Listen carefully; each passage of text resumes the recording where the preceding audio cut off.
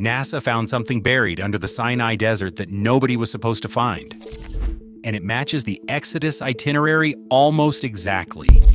Station by station, in the sequence numbers 33 records them, satellite radar that penetrates sand has revealed ancient road systems buried under thousands of years of sand, invisible to ground survey, invisible to aerial photography, invisible to every tool archaeologists had available before the space age.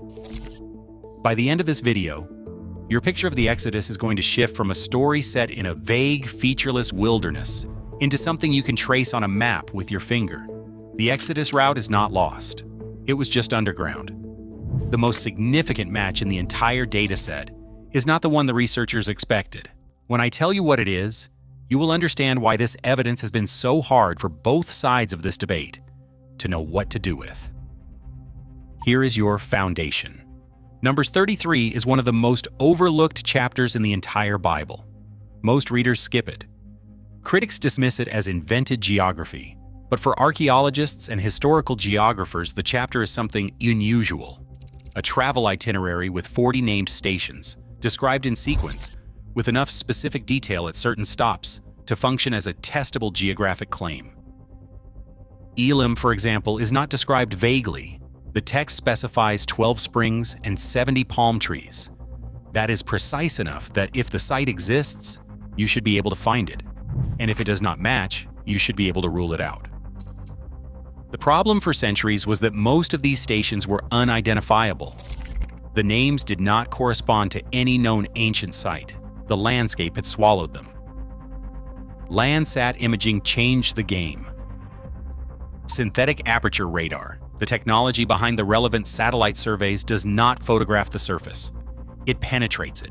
It sends microwave energy into the ground, and it reads what bounces back from subsurface features. Ancient roads, buried under sand that accumulated over millennia, show up as distinct, linear signatures. Because the compacted soil of a frequently traveled route has a different density and moisture profile than the surrounding substrate. You are not looking at the surface of the Sinai when you look at this data. You are looking through it. And what the radar found is a network of ancient caravan routes crisscrossing the peninsula that no ground expedition had ever mapped because they were never visible from the ground. Now here is where your attention needs to sharpen, because this is the part that changes the nature of the entire conversation around Exodus geography. The traditional route, the one shown on most Bible maps, the northern coastal road running along the Mediterranean, has a significant problem. The book of Numbers, chapter 33, explicitly says that God led Israel away from that road, described as the way of the land of the Philistines, because it was too direct and too exposed. The text describes a route that deliberately avoided the obvious path. The satellite data shows exactly that kind of deliberate route, a system of roads running south and east, away from the coast, through the interior of the Sinai, consistent with a large population moving with animals and equipment and avoiding the Egyptian military corridor.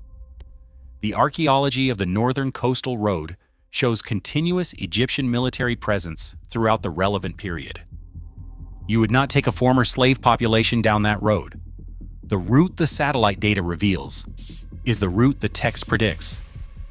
Here's what I want you to drop in the comments right now before we go further. Which of the 40 stations in Numbers 33 are you most curious about? The matches are not uniform. Some are stronger than others. And I want to know which location you would most want me to dig into in a dedicated episode. Now, your value apex. The detail I want you to write down and send to someone today, because this is the number that reframes the entire debate. The research team working from Landsat data has provisionally matched 28 of the 40 stations named in Numbers 33 to specific geographic features visible in the satellite record.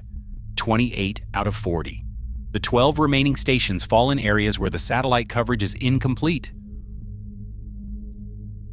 or where surface disruption from modern development has degraded the subsurface signal. They have not been ruled out. They have not been imaged adequately. The 28 matches include Elim, the site with 12 springs and 70 palm trees, where the radar signature corresponds to an ancient oasis location whose surface expression includes geological features consistent with a high water table and historical palm cultivation. The description in numbers is not poetic, it is a field note. The field note matches the landscape.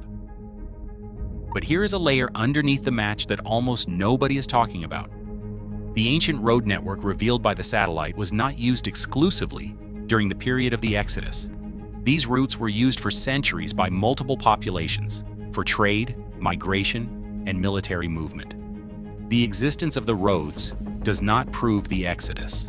What it proves is that the geography numbers 33 describes as real, navigable terrain with actual waypoints that populations used for real journeys. The text is not describing an imaginary wilderness. It describes a landscape that satellite archaeology has now confirmed was traversed, marked, and remembered.